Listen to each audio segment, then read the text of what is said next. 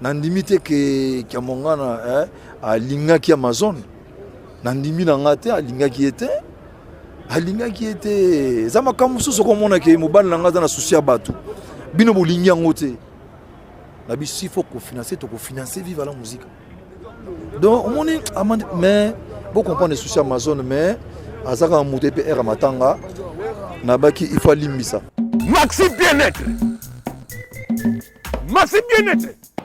même papa 80 ans Sorozo Melango a ce qu'il a déjà 25 ans oui ce qu'on meli Maxi bien-être ce qui coûte maladie na nzoto na Maxi bien-être et pour soigner yo oh Congo passe oh fatigue abu obia kala nzoto kolongono ezali produit oyo eza komelama mpona bato oyo nzoto eza faible Maxi bien-être akopesa o force ya bopikiliki ya bopika pene alors soko meli Maxi bien-être yango moni ngala azobenda mutuka na minu na bende bale na minu na bende tre na minu pete simoki na yamba avion na minu peto congolais na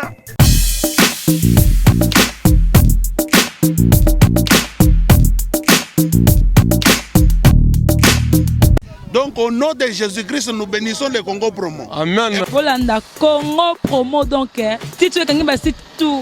Rafingindu ou à Boston et comme peut tourner biso. Mikolo Congo Promo nde.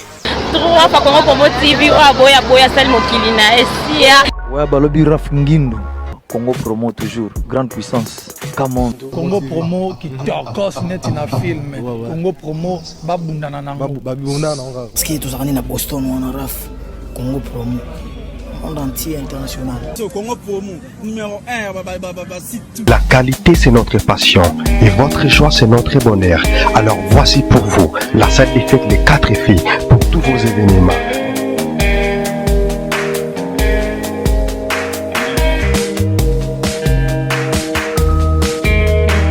Salle des fêtes Les 4 filles pour tous vos événements.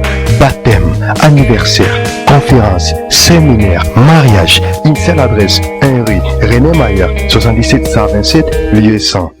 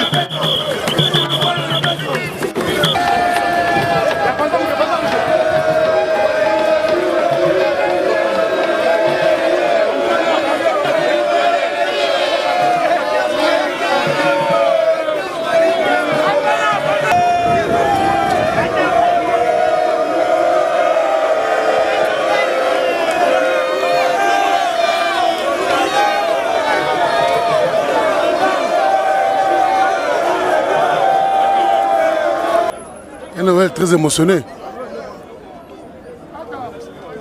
Très mal. Et ça ne passe pas.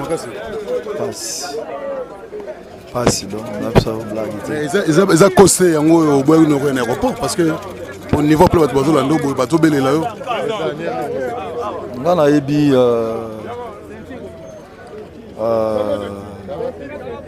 Sur l'anima Kambo, ça fait très mal, trop mal. Donc, on aura même pour gérer en moitié, ça fait très mal. Trop mal. Bien imagine que Ozagi n'a pas Wimba. Tu as raisonné que Toto Tikali-Kuna, tu es avec lui. Bon, on a malamu, tant qu'on a accord Kuna.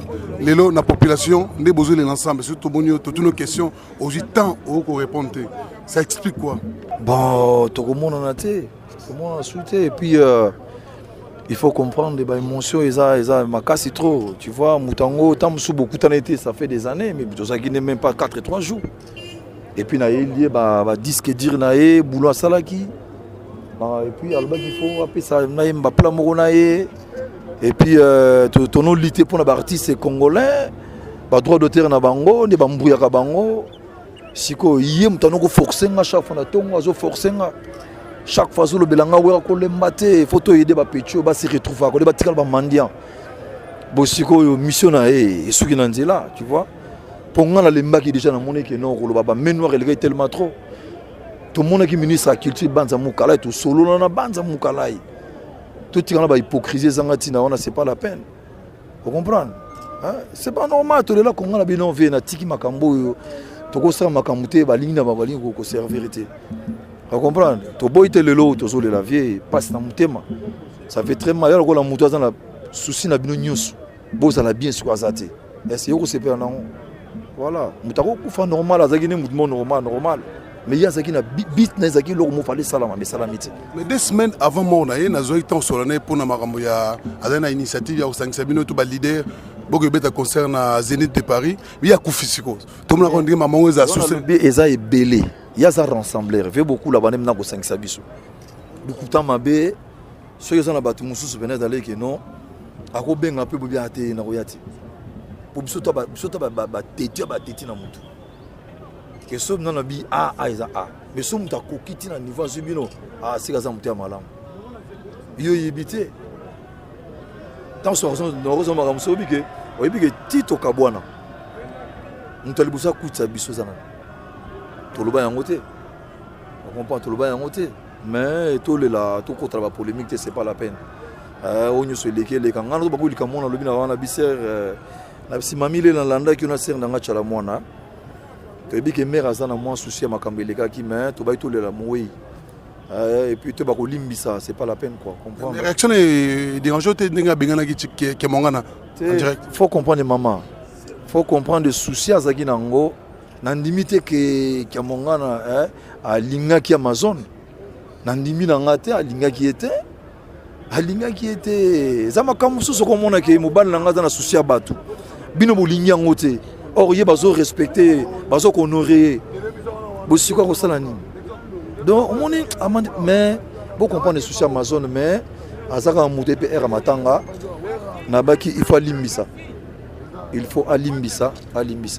Pour la population il y a Noël. Chaque fois que le leader a Koufi, a tiré groupe et Panzanaka.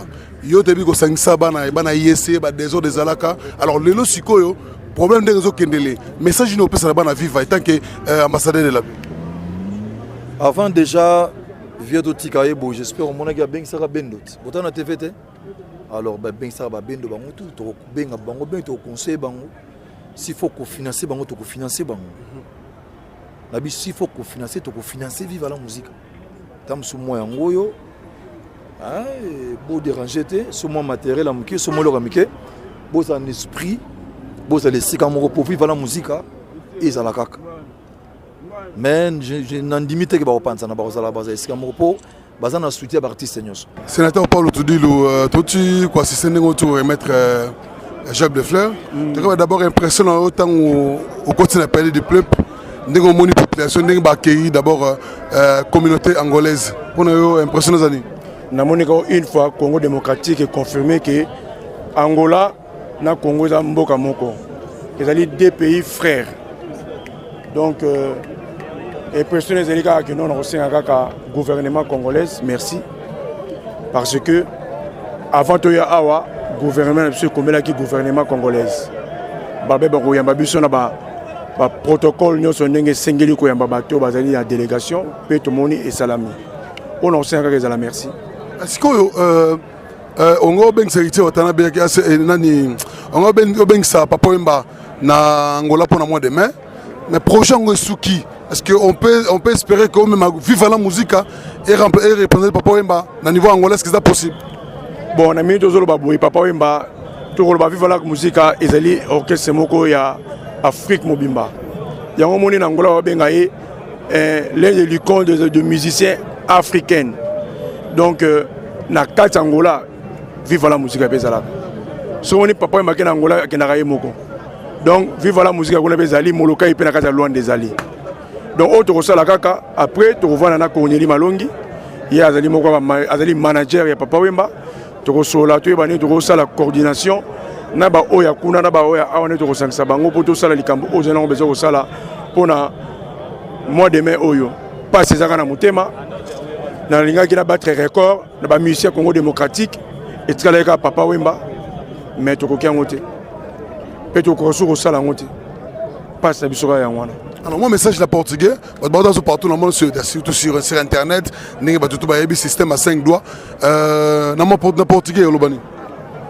Ok, je disais, vous agradecer premièrement au camarade président de la République, Eduardo Santos, ele que nos concedeu essa oportunidade hoje de estarmos aqui no Congo Democrático, que é para nos solidarizar com os congoleses, tendo em conta essa morte súbita do Papa Wemba, que nós digamos que dos ícones dos músicos africanos que nós chamamos lá em Luanda, o rei da rumba. E vou agradecer também o nosso Ministério da Cultura, que nos deu o apoio institucional que é para estarmos aqui também e o apoio da nossa embaixada que não nos deixou. E vou agradecer também ao governo congolês, tendo em conta a solidariedade e do jeito que fomos recebidos com todas as horas, sendo a qualidade de dirigente cultural do nosso país, também nos colocaram ao nosso nível. Mais uma vez, vou agradecer o ministro da Cultura congolês, que é o senhor Banza Mukalai, e particularmente o presidente da República Democrática do Congo, Sua Excelência, o senhor Kabila. Obrigado. Muito obrigado. Papa Wemba azalaki élément moko ya monene na musique congolaise. Alors, mort à Papa Wemba, na ndenge na telemia na otala population ezali lokola kutu roi moko ya mboka moko boye. Oh ba perdre na kati ya mokilo ya Congo. Liwa Papa Wemba epesi biso lokwa baladi shenge ba passe ebele na motema ba douleur moko ekotika la kosila kate. Po papa asali pona biso to ba kolata asali pona biso le mutu na biso fungwama to ekora banzembo to za na ba idole okina ba mboka ba miki les grâce à papa na donc pona nga za papa. Tous allez na dire Fumu c'est le neveu et aussi l'artiste du groupe Viva la Musica, c'est les témoins oculaires. Tout ce qui s'est passé au podium, il était là, il a vu, il était émotionné. On va dire, Boni. Oh bien, Gabana Bassel. Voilà. Alors, tout ça, on a papa, je pense que vous avez à Abidjan. Tu as vu tout ce qui s'est passé. Alors, normalement, Moukoussé, Betem Soli Solo, Nenge, le gars, podium. Pendant 24e minute, 5h24 minutes, qu'est-ce qui s'est passé? Bon, merci vraiment à Meloman Nyoso. Dans le public, nous avons vivre la musique en plus partout au besoin du monde. Donc, mingi bena oloba ezali bena keza boyeke ezala ngo mokano ya Nzambe po papa sakine bien na podium. C'est le Bollandais va concerner Betami première chanson est normale, deuxième chanson est normale, troisième chanson est normale. Car à partir à quatrième chanson de tourner qu'on sentir vers combien na va perdre. Comme la perte. À partir de voix déjà bané déjà robé. Voilà, voilà la quatrième chanson. Vous sentez papa il fallait par place à comme à zokomate. À comment bosser dans la parole. Bon, tout ça tout mis tout dans la question quoi. Et ça ni bon. Tant que est mort et arrivera non la podium est mort bosser le maloba. Parce que je suis témoin il y a même pas concert soit bêta santé arabien mais bêta nous les gars normal. Ça va. Pour hasard artiste. Si est mort papa à ce qui est normal à si nzembo tina suka. C'est pas toi remarquer nzembo ici là tina suka. Nzembo tina suka bon. Tu comprends il peut même pas. Betalo le solo nenga kwela kizaki ndenge ni. Voilà quoi qui sigo là ici, nzembo silit, c'est ben ekoti. A pousser ba danseuse, ba ke liboso ndenge jeka ka ndenge nanzema est-ce qu'ils zalaka. Ndenge zalaka. Sikoyo azongi na drum na nsima na drum dernier geste ne papa asalaki na podium yango wana azongi na podium na nsima na drum place dadi pef abetaka azwi pochette serviette sine ezalaki wana apangusi apangisa azwi mai ameli donc eloko oyo eloko asuka oyo papa geste papa asalaki yango wana apangusi motoki ameli mai là azongi sur scène abwaka su cri moko wana est compliqué tomonaka azalaki debout soudain pour akwei bon akwaki directe mpona image balakisa mala moko akwaki directe na regrette na bato bazopublie bafacebook ya lokuta ke papa makila na mutu bafinike badra non c'est pas ça donc papa akwaki na amoni gabana basele papa akwaki laka azongi depa en arrière akupe omoni nga nasali nde nasali omoni nasali akiti boye kokita kiti boye maman assez allongé zomona akiti boye wana na micro neka simbi la kiti akomi boye na niveau oyo elle maman assez allongé na normal zomona assez allongé normal là tu comprends oh papa ça spectacle quoi welo mo sala ningo na nzema blessure na conseil mo dans la sultanie akoya pena ningo wana ala ta pembe pembe akoya ningo wana jusqu'au na bicho ce qu'on a mon oh papa ça spectacle pourquoi na pousse ni pembe na papa sala yanga passe amonaki santé ozangi na dans la podium nga vraiment ten ngai pena akokai na nga pena lisusu ti na kokai suti mais temenza mobali kaka tosha chef na biso tosha a calmer l'état d'esprit na biso ti to quitter un hôtel na là to quitter un hôtel to zongi un hôtel esprit na so ça bien est-ce que papa kufaki sur place akufaki na moment tanga koi akufi mbana moko qu'est-ce qui s'est passé c'est bon na minute wana babumbela na biso bon sur place wana papa koyaki qu'est-ce qui s'est passé sur place wana tozana loko sala te pona kata biso to artiste il est mort effectivement kufaki to alopema to santaki yango nga surtout ngai nga na santaki yango papa zate à partir là na moni abisi basoyi na munoko miso za likolo esala nga pasi makasi nataliki ya papa nanga akeiga boye meti bazwaki papa le bakitaki wana papa zaki susu invité mais tellement que tozali na palpite na babasi banakolela déjà badocteur mpe bakwa kojimba mo bakoyebisa biso mpe te kimbala bakoyebisa biso te kimbala moko ke non papa aza soutien na vie po engo créer scandale mais bazaki biso baye ko annoncer biso vers même kutu kin gabana même kin ebenga biso obenga kin ezobenga biso ke papa akufi oh mais biso zana papa comment c'est visible oui ça so papa akufi mais ngala na okisi yo kin ebengi na ndenge na bulaki pona biso ba masate te na bulaki na monika c'est vrai mais to chala ba bengi ba Cornelie Malonga ya biso ke biso mise papa za souté mbuta to chaque akokaki te ayebisi biso te tia bengi nga abiso vane tokei otika na sumba carte otika na sumba crédit na tchana téléphone tokiti na biso na ascenseur wana totiki ba équipe mobimba na chambre ya Bénédicte bavandi savane otika na sumba carte kokita tokiti na episinga savane papa za souté na yebisi mbuta nga la santaki ngo depuis na podium papa za souté abi esko osala ndeni abi osala ndeni osala ndenge nini osala ndeni ngabi no ve na oyebaka ndenge ya kolite nango nayebaka ndenge ya kolite nango tokende na hotel kokoma tosongi su na hotel boye tokuta deya na hotel scandale bato déjà bakoma kolela déjà de moi tosipiki yango eloko te le bamoninga kaka babelelinga wadire nini ngai papa aza souti bayebaka mbinga wana tomatiti na chambre ndenge ekomaki mpe ndenge ekomia on a peur qu'aujourd'hui tosuka na viva na musique na bana ok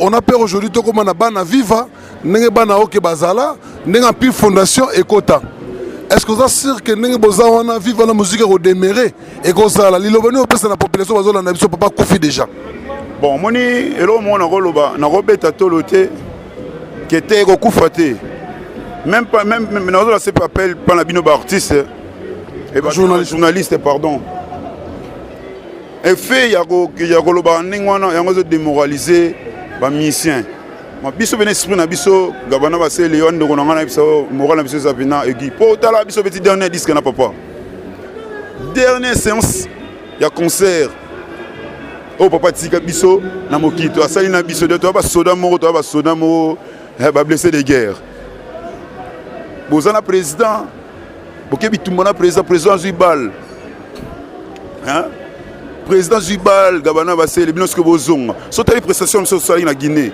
et na Côte d'Ivoire so tali yango o comprendre que toi la méchant mais to lo basiko te botika la biso temps botika la biso tabo et des biso so pour vivre la musique munena ya munene parce que on n'a pas contacté bato bazana besoin de contacter ba obengo na numéro ni na minute so ouais bato vraiment bazana besoin de contacter biso pour mutasimi bato numéro non pas ça numéro non ouais numéro nanga pour nanga na s'appelle mutasimi bateau de commandement kabalo c'est le biais mutasimi bateau de commandement ya vivre na minute so to Chafulankanda chef d'orchestre mutasimi ko bâton azanango na pesi numéro nanga 00243 merci vraiment Willy malheureusement on a vu na haute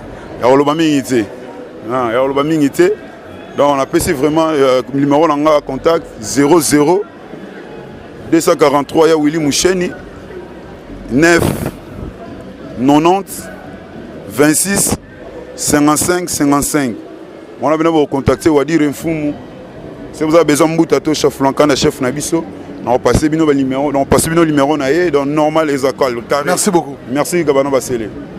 Voilà, honorable Ingilkov Kovo Ingila, mes condoléances.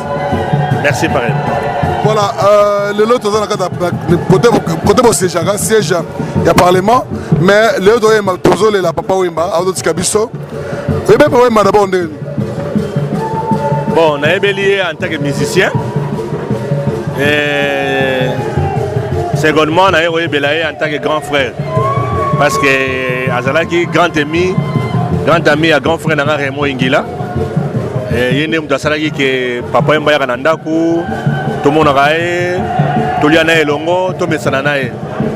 C'est à travers l'amitié dans le monde, on a eu malam mingi. Mais si on a eu un musicien, il y a un TV. Mais par rapport à tout le monde, on a eu ami à grand frère. Donc, et c'est ça quoi, donc relation, amitié, famille et co, dans le sens où. Maintenant, comme le papa Wemba, opposition, la majorité boza ini pour le papa Wemba. Pourquoi ça explique quoi? Bon, na matanga conflit les raté, na matanga pas problème les raté. Papa Wemba a servi le Congo, papa Wemba a servi le pouvoir de opposition de papa Wemba a joué flambeau à Congo, a même dans le monde entier. À défendre la culture nabiso, à saluer fierté et colo. Donc par rapport à la couleur politique et zalité, donc le problème est que kati wana te. Zamatanga et sika matanga sur les ali, batono so balelaka. Donc tout sengeli ko lelaye sans tenir compte ya ba couleur politique nabiso parce que il y a saluer fierté à Congo biso de sala na mosala nabiso fierté ya Congo oyo ils a appelé à tout Congolais ya kosala yango. Un message de la famille auto perdre papa na bango, Kogo na bango, Ndeko na bango, et tant que un homme de la paix, et tant qu'un homme politique en Boka na biso, le Congolais compte naé, Kovo Ingila honorable, message de paix à la famille, na musicien, na famille biologique. Bon, message de paix à la famille, d'abord mes condoléances. C'est vrai, ça passe au coup fait la papa, au coup fait la grand frère, au coup fait la noko, bien papa Kouloutou, tout papa leki, ils a passé. Mais bah que papa Wemba sur notre partenaire n'a été. A comment il patrimoine national, tal le a élevé na raya. Il y a héros national donc na osera na famille makambo ya bosoto, makambo ya désordre ezaka na balibota. Ba mema on a libota papa Wemba. C'est vrai atiki ba nebele. Atiki pe bandeko. Mais et aux malamu mingi ba ko tia papa Wemba na place na ye. Ata kwa kufi azate lelo. Mais ba tia ene sika na ye. Oyo ya noraki mboka oyo mboka enore lelo c'est vrai bilor mususu baza na droit nango mais babilamba na oyo nyonso asalaki na ba émission oyo no saleka na ba spectacle eza biloko ya kokabola te eza biloko esengeli kofanda na musée na ye ndenge biso na kati ya politique ba projet za ebele pona koyeba ko immortaliser le phénomène Papa Wemba, l'être cher à Tiki Bisso, a continué à demeurer dans Bisso. Donc, Babileur est surtout à prester qui dans un concert, dans une émission, et aux Alabilok, aux familles, il faut battre. Pour nous la fierté à Papa Wemba. De deux, nous avons des musiciens. C'est vrai, c'est que nous avons des problèmes de raté. Mais, les Papa Wemba était à Bango. Parce que mutu moko ko vivre seko azate mukolope yango yaka ilaka te na bao batikali baye bakozana bomoko baye bakosangana omoni lelo hein lelo ozo bomama musicien tout le monde ngazaka leader tout le monde ngazaka danser lelo bato bazo kumisa ba fruit bazo bosana ba nzete donc bato lelo ba musicien batikali bo baza ba kulutu bo baza ba leki baye bakomitika na masia ba kulutu bakulutu baye bako Mbappé baleki na bango baye bako gérer ba problème na bango kati na bango baye bako gérer ba problème na bango kati na bango et non bazo ba problème na bango baye ko exposer kango na population ça a besoin ko régler les ba problème té population a besoin ko ba makambo bozo wela na té population a besoin ko bino bozo la ini pour que bokoka ko ça la plaisir pe fierté en mboka. Donc, c'est la fierté en Mboka. Donc, la population a besoin de musique, qui botombo la bendele na biso. Elle a besoin de conflit na binoté. Mais au rôle parce que bino opposition bondi makate. Alors papa il y a une haute distinction, il y a élevé pas chef de l'État. Il donne un nom de. Oh. Papa il m'a mérité aux héros national. A mérité en ils allaient discuter dans côté. Ils a aidé aussi la chef de l'État. Eza musala na ende memi place one. Na mboka mususu ingratitude les allant ba on dit matin mais au moins chef de l'État annonce ngo. Eza yete. Comme ça on te yé. Eza yé biso to bi eza yé. Na yo tuninga question ngani na répondre. Yo répondre na place ngate. Ngana biso ke no eza ndeko kabila te. Ezali musala papa Wemba sali na kati ya Congo na monde entier. Ezali reconnu ndeko kabila moni ke non na dimension memeli musique congolaise, a même les rumba na biso, a même culture na biso. C'est incontestable, donc c'est inévitable. C'est quand même félicitations pour l'acteur quand même. Félicitations félicitations kaka. Pardon. Yo so mo directeur ma ko loba donc. Mo ngala loba so ezate. Pour le directeur ma ko loba ndenge. Donc ngana lobi ke musala na ye. Nde sali ke lelo ba honorer na rang lelo comme dans le national. Yango ndeko Kabila, mazana choate. Voilà, félicitations ça bien. Donc il fallait qu'il honorer comme étant héros national. Félicitations. Na wana félicitations ezate to senga merci. Voilà, merci beaucoup. Senga merci. Na ndenga reconnaître. Ah OK. Merci la félicitations à ndenga. Donc félicitations à pona yo, ngana lobi na ye, merci. Voilà, pour Wemba Shungu et Mbadio. Alors quand on parle de Shungu, on a aussi un Shungu qui est là, c'est parmi les fils de Papa Wemba. Alors, Boni. Bien, papa. Ma condoléance. Merci. Alors, Lelo Papa Tiki Bisso, moi 10 ans en arrière, qui est Papa Wemba? La description de Papa Wemba, je pense bien que nous tous on le connaît. C'était un grand artiste qui nous représentait, le Congo un peu partout dans le monde. Bon, parce qu'on a des exemples, Soiboke Lelo, na Japon, na Pilipili, na Mushashino, Bano, Koli na années 80, Baebi, on va très bien. Donc c'est un peu ça, papa, quoi. Il nous représentait et il représentait la rumba dans le monde entier. Alors, aujourd'hui, on est en train de parler sur la musique congolaise qui est en deuil. C'est ton papa qui est décédé. Alors, tu es bien missionnaire surtout au Congo, partout dans le monde. Tu as descendance de mon musicien. Alors, on appelle aujourd'hui la voix de Papa Wemba qui n'est plus. Et vous m'aurez remplacé Zate, que moi, Papa Wemba, tout le monde a Balola, moi, Bazali, tout le monde a mis tellement ébélé. Mais aujourd'hui, on se demande qui sera le junior Papa Wemba dans la musique congolaise. Bon, malheureusement, mon père n'a pas eu d'enfant qui... En fait, il nous protégeait de ce côté-là. Il nous protégeait vraiment ses enfants de ce côté-là. Mais on a... Vous ne voulez pas que vous puissiez faire la musique? Je ne dirais pas qu'il ne voulait pas, mais il nous protégeait vis-à-vis de son image et vis-à-vis de ses donc Ezaki papa. Tu as été aussi rappeur, non? Non, je me suis jamais rapproché de la musique. Okay. Mais en fait, ce que je veux dire par là, c'est Quand je dis protéger, en fait, c'était... on a une nièce qui chante, en fait. Si vous regardez derrière, elle est justement en train de chanter maintenant. Et beaucoup de gens l'ont suivi avec la compétition de Voice en Belgique, qu'elle est arrivée jusqu'en demi-finale. Et on pense, et c'est vraiment lui, c'était vraiment elle qu'il soutenait et qui poussait vraiment dans la musique, quoi. Mais côté enfant, malheureusement, il y en a personne qui a suivi de ce côté-là, quoi. Ça, je peux vous assurer, ça va pas se passer. Ça va pas se passer. Pourquoi? C'est un héritage à nous tous, en fait.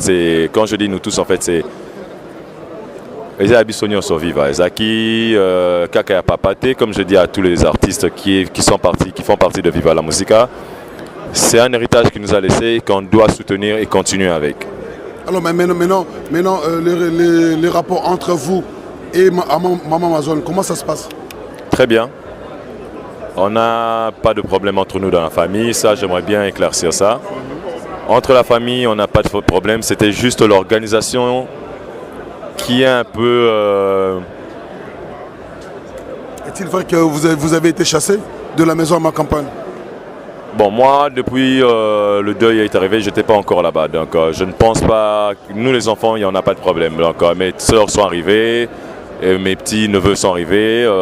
Ils étaient le premier jour et le deuxième jour, ils ont dormi là-bas jusqu'à ce qu'on nous héberge tous les enfants dans un même endroit. Merci beaucoup. De rien.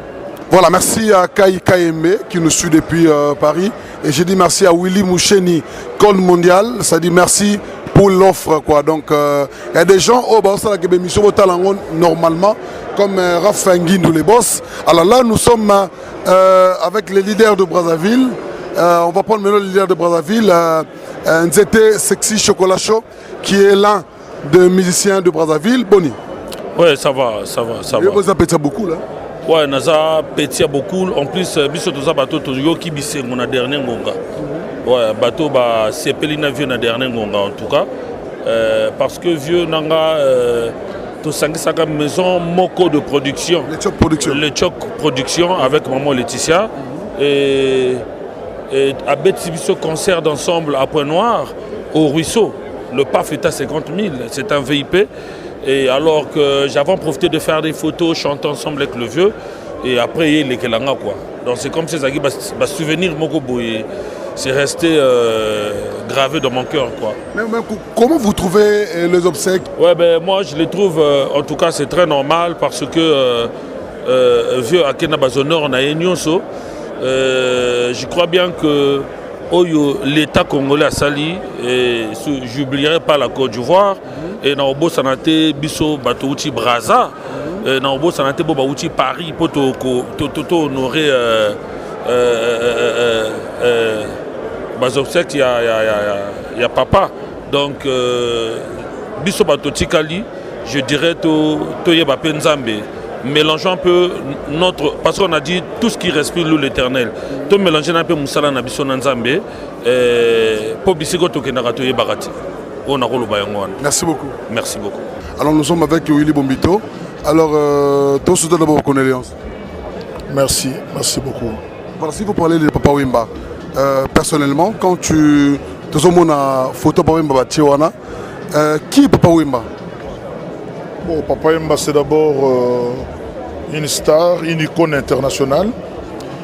Et pour nous, pour moi personnellement, c'est un grand frère. Un grand frère parce qu'au-delà de l'aspect, de la dimension artistique, c'était d'abord un homme de cœur, c'était un rassembleur, un homme qui n'était pas conflictuel, qui aimait toujours avoir des gens autour de lui, même autour de sa table, il aimait toujours avoir ses petits autour de lui. Donc c'était vraiment un grand frère, donc moi j'ai perdu quelqu'un de très précieux, et donc je suis triste et je suis effondré. Ben, j'espère que les musiciens de Viva la Musica vont comprendre ce qui s'est passé avec les autres groupes. Souvent, c'est la recherche du leadership. Tout le monde veut être chef et c'est ça qui fait qu'une fois que le leader est mort, les groupes, au lieu de rester soudés autour du leader, nous remarquons que les premiers jours, ils sont soudés et puis après, non. Tout le monde veut être chef et puis le groupe se disloque. Mais tous ces petits groupes-là, ces groupuscules-là ne progressent pas. Et donc, moi, je souhaite et je suis en train de lancer un appel pathétique à tous les musiciens de Viva la Musica pour qu'ils restent ensemble, comme les vieux étaient rassembleurs, qu'ils restent ensemble et que Viva la Musica vive à jamais. Moi, personnellement, je sais que Papa Wemba aimait beaucoup Kofi et Kofi aimait beaucoup Papa Wemba. Ce qui est important, ce n'est pas le mativisme. Ce qui est important, c'est la douleur qu'on ressent au sein de soi-même. Je sais qu'en ce moment, il ressent une grande douleur parce qu'il a perdu son grand frère. Les autres ne sont que de verbiage, de conjectures. Je ne rentre pas dans ces débats. Voilà, alors tu vas continuer toujours par reportage. L'un des guerriers à Viva la Musica. Je pense que surtout le solo, il y a Viva la Musica, surtout l'équipe Joyo. Ils ont bien été. Joyo ne Viva la Musica. Gloria Tukadio. Vous allez voir l'un des petits à Viva la Musica, petit à Papa Wemba. Boni. Oui, très bien. Ma condoléance. Merci beaucoup. Maintenant, de Bengo petit avait beaucoup le petit à Viva ma bête. Mais beaucoup là d'ailleurs, Nanga, a vient Nangaï. Naza petite. Na petit na e. Quand on a calé de cola sur le moni, mandé Fouazal Bosso à te. On a Viva te. Oh mandefa ya bankaka. Yo mno pesa ma idéologie peut-être Viva la Musica. Mandefo. Ben oui. Voilà yaki look nanga stratégie nanga mandefo yo boye ngai ka boye kaka. Mais bossa le lo mot. Rien. Ba chipono lata na ba pantalon lo kanga bakanga dadi wana. Izate. Na lingi na la tango lelo te. Iza nango. Eko zanga te. Eza penza donc eza penana na ngwa. Ozaki na Paris depuis Abidjan ba soki Papa Wemba kufi. Ozaki na position ni bete so lisolo ndenge legaki. Ezaki na mawa tro ozondima net ozondima te ozo bouleta musu bakosi ozomona on était impossible ya kufeli bongo. Oh azaki na podium akui. Ozomona on dirait que non, t'es bon, à un hôpital, bien que comme il grave, mais on dit que à Koufi. Bon, tu vas binoté à Koufi vraiment. Ils ont positionné, vous en positionné. Mais aux en a doute, aux on dit maté, ti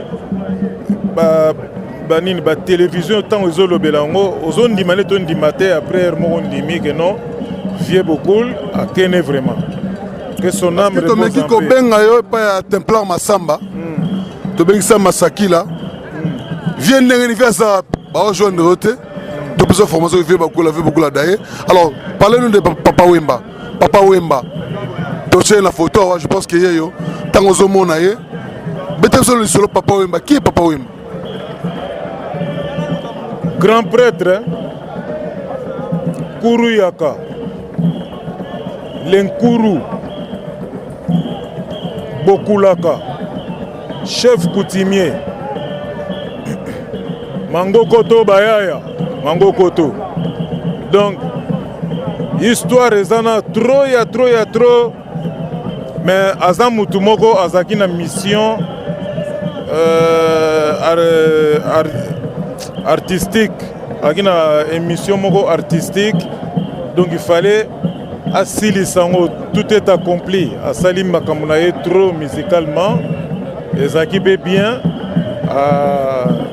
Yango tanga Monique Sili Nango Akenae.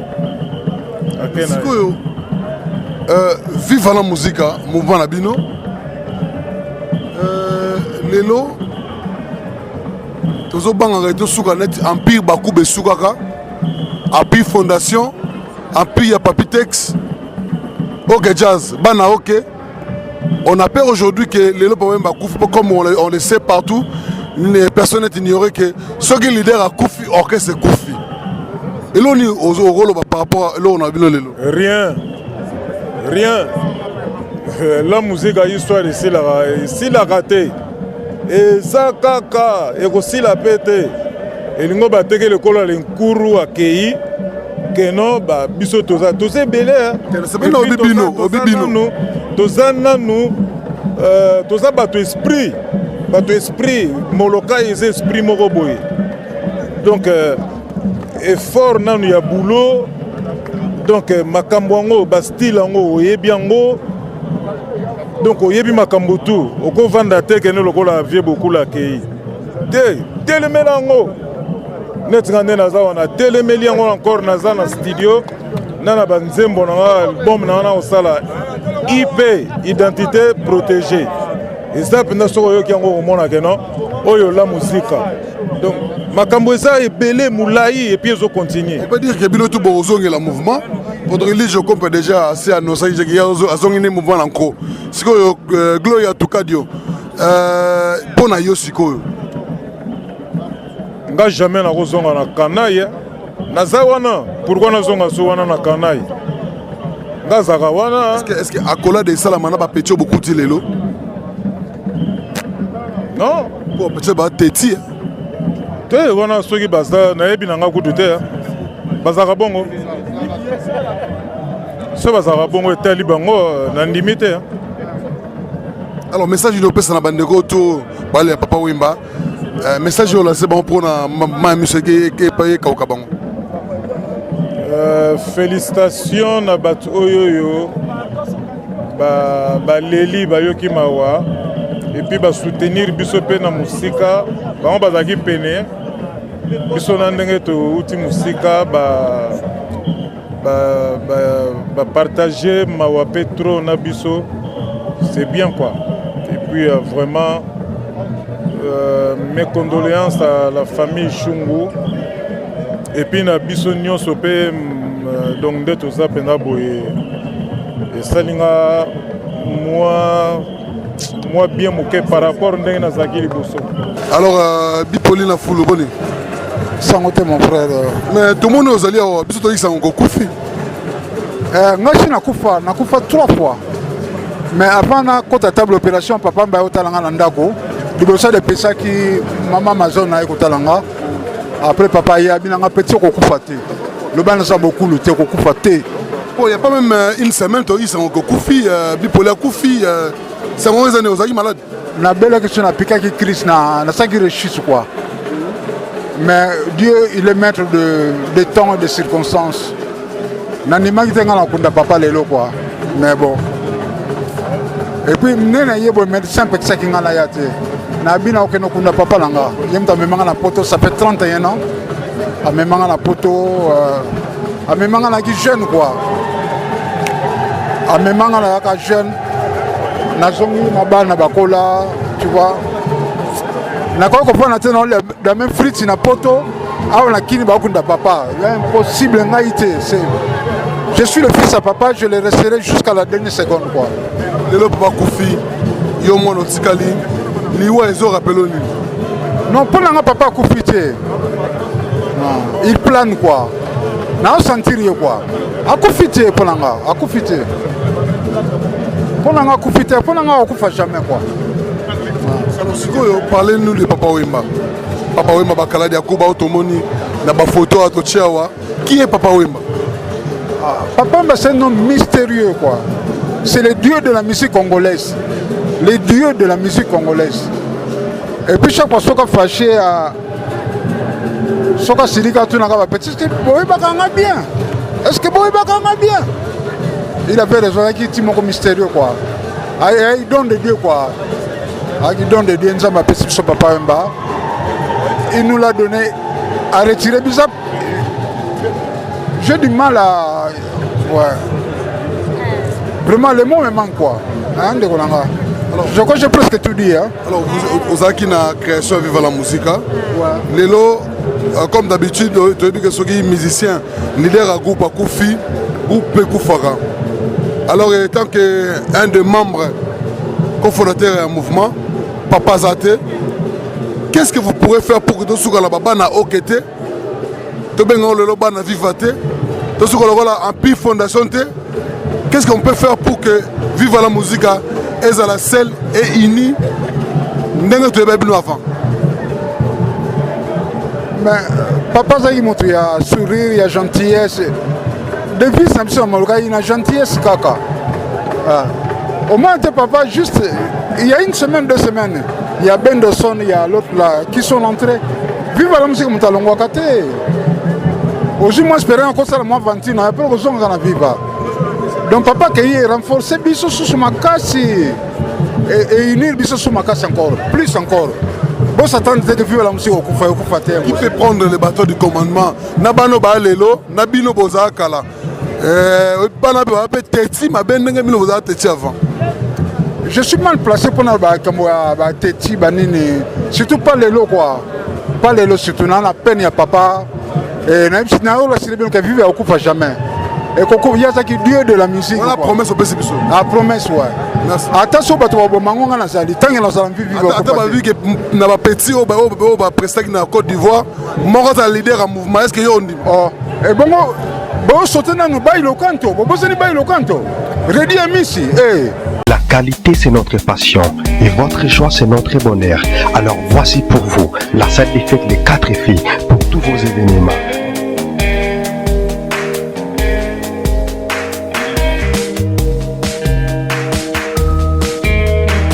Salle des fêtes les 4 filles pour tous vos événements. Baptême, anniversaire, conférence, séminaire, mariage. Une seule adresse, 1 rue René Mayer, 77 127, lieu 100. Maxi bien-être. Maxi bien-être. Même papa 80 ans, ce réseau Mélango, à ceux qui n'ont déjà 25 ans. Oui, ce qu'on met Maxi bien-être. Ce qui coûte maladie dans Nzoto. La Maxi bien-être, et pour soigner yo. Oh, mon Congo passe, oh, fatigue. Abou Obia. Nzoto, Kolongono. Et ça les produits. Oh, ils ont comme là, pour na bateau, nous autres, ils ont faible. Ah bon? Maxi bien-être. Alors, on fait ça aux forces. Il y a bon pikiliki. Il y a bon pikapen. Alors, ce qu'on met Maxi bien-être. Il y a un monde qui a un na mutuka. Na minu. Na bende balé na minu.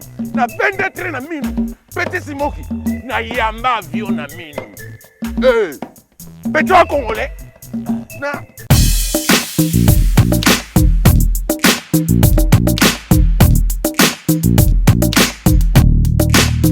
Donc au nom de Jésus-Christ, nous bénissons le Congo Promo. Amen. Volanda Congo Promo donc si tu veux que tu site tout Congo Promo donc fin batika au vivre. Rafingindo oya Boston et comme peut tourner biso na Congo Promo scanten ezalaka. Et donc bango batika la quoi. Si babundana ki me biso awa na ndenga pete kaka Rafingindo mokonzi na bango quoi. Raphaël Ngindu, I'm your brother. Vraiment la pesio mokako soit kende liboso. Ça la fierté na biso. Congo Promo. Oyo eza kuya kusamba te tembe na mutu te. Mikolo Congo Promo nde. Trois fois Congo Promo TV boya sel mokilina esia ingénieur Rafingi nous petit non monsieur. Ouais Congo Promo TV toujours en direct. Holanda ba Portonios Belgique ba la Portonios. Ouais balobi Rafingindu Congo Promo à suivre. Toujours idéologie ba Bibolandango. Aspect Congo Promo toujours grande puissance. Come on. Congo Promo qui torcos net in a film. Congo Promo babundana nango. Babundana nango quoi. Comment États-Unis d'Amérique parce que tous à Boston on a raf Congo Promo monde entier international, n'est-ce pas? Tara Congo Promo, tout côté partout. On va limiter monsieur le côté partout. Donc on a Sibiso Congo Promo numéro 1 bah site tout. Congo Promo. Au Congo Promo avec Congo Promo né au site on a BT pena pour ça site dans niveau des États-Unis des fois le Congo Promo TV Rafingi le number 1 babi 001 dans la state niveau matoso aux États-Unis niveau wa boy faut que les États-Unis tout bon la biso te auto juger ba ba tete ka biso ne pour la Congo et que